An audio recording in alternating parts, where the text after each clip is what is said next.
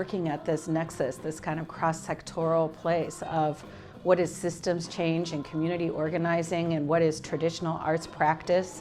And one of the ongoing conversations that we're having is a lot about process versus product, and they're not mutually exclusive. But I think we've seen, that this collective songwriting process is exactly that, is a process, and that there is a commitment to the dialogue, to it being open, to everyone having a voice and not censoring what's said. And then out of that emerges this collective song, collective vision, and then collective action. ACTA, being a traditional arts organization, is charged with implementing and integrating and interfacing traditional arts and cultures into the broad scope of what community health looks like via the Building Healthy Communities Collaborative. The three work groups we've been interfacing with are the health happens in neighborhoods, health happens with prevention, and health happens in schools. One of the tools that we've been accessing as a resource in the community is collective songwriting.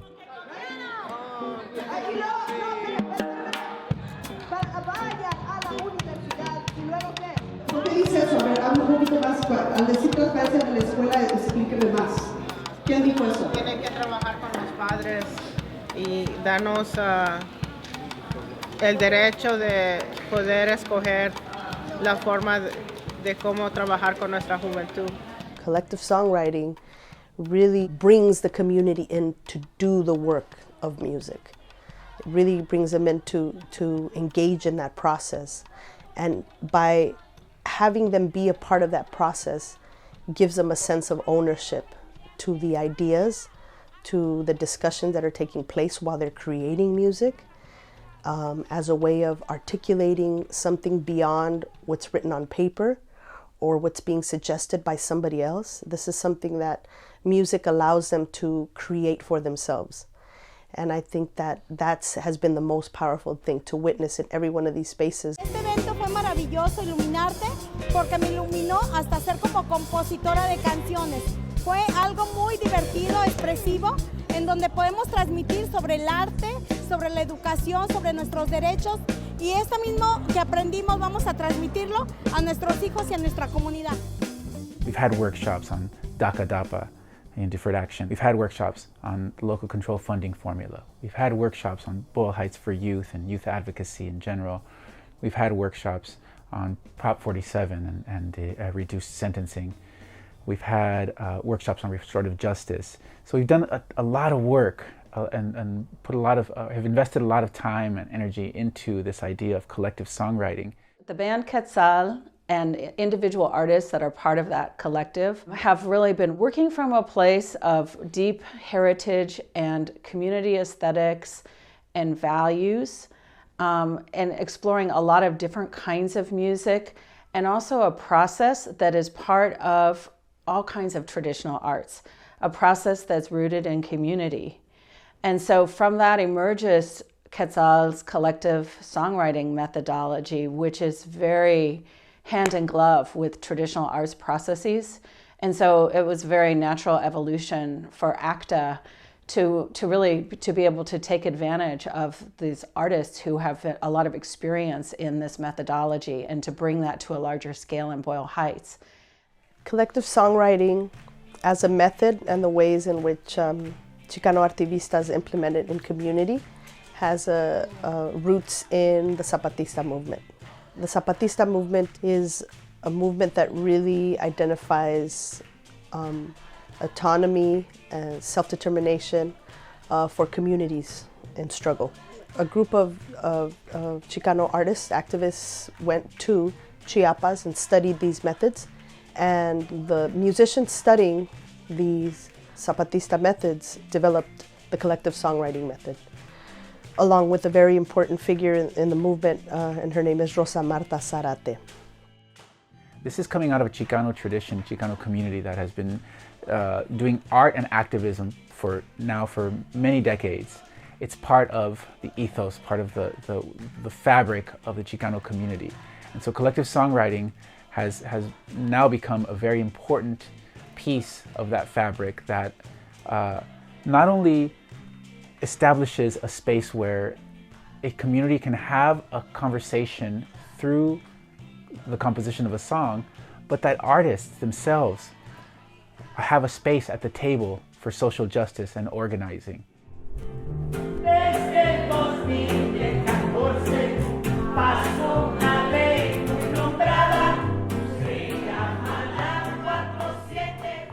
Basically, the way we engage people, it's almost like a tianguis. It feels like, hey, pásele, pásele. Most people, when they first sit down, they don't know they're going to participate. Most people are just curious, you know. In my experience, like, you know, no one says, hey, come on, let's go write a song, you know. It never, ever, ever fails to amaze me how once people, you give them a little motivation or a little encouragement, they always rise to the occasion. But no matter how shy a person is, you know, I've actually seen people that start off in the back and end up in the front. We did do a traditional form, and some would say in a non-traditional way by including our English participants, you know. And so a corrido written by homeboys at Homeboy Industries that are not maybe accustomed to hearing corrido music. I think that was a moment for me where I was like, this is really cool that we're able to, a través de la música, be able to touch these people. The opportunity that our voice is being heard, like somebody spoke for us out there and now we're being heard. Like thanks to somebody for speaking up, we're out. We're like somebody passed our laws. Pero no pierdo esperanza, this time I'm ready to fly. Good job. Many will say that it's worth it, others will call it a lie. Because my life is important, I shouldn't be left to die. Pero no pierdo esperanza, this time I'm ready to fly.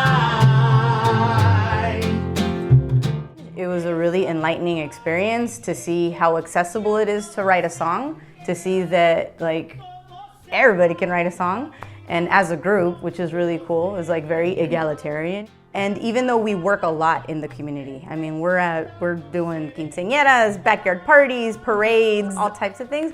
It was really cool to really jump into a space where we can sing about, play about, and talk about issues that are affecting our community here in our homes, or in our home cities, in our neighborhoods. As mariachis, our repertoire has been set for us. You know, generally we play El Rey, we play Volver, Volver, all these songs that can unite people. But I think involving mariachis in this type of art, like the songwriting workshops, kind of help us build new standards that are true to our own, you know, present day time, as opposed to, you know, what we have on the radio as our pop music. It's like, all right, that's cool for the times, but here we are, we can create more meaningful songs that talk about our stories and keep that, you know, tradition alive.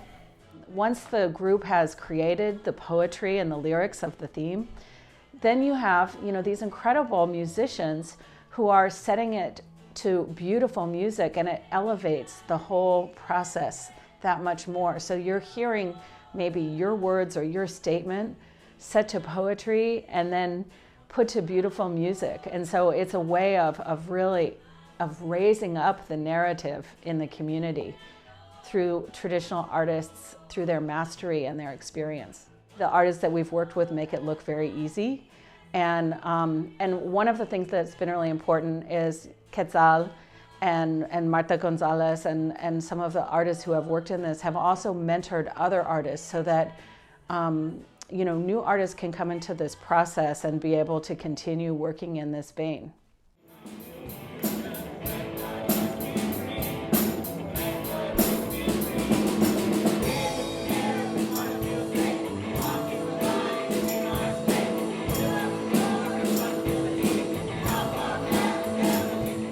It's like a microcosm of our entire community, you know, and the way we organize ourselves. So this is kind of happening in real time during the workshops, and I think I think it kind of refines our process as a group, and I think that's one of the ways where you see this cyclical exchange happening, right? Because we're essentially you know, we're encouraging everybody in the group to contribute something. These are sort of representations of structures that we want to see in our communities. We want to see democratic processes. We want to see equitable roles being respected equally and being appreciated, and that they are equitable. They're not necessarily going to look exactly the same, and people are going to contribute their own, you know, unique skill sets and unique attributes to what they can bring to the community and to, you know, our greater society. But we need to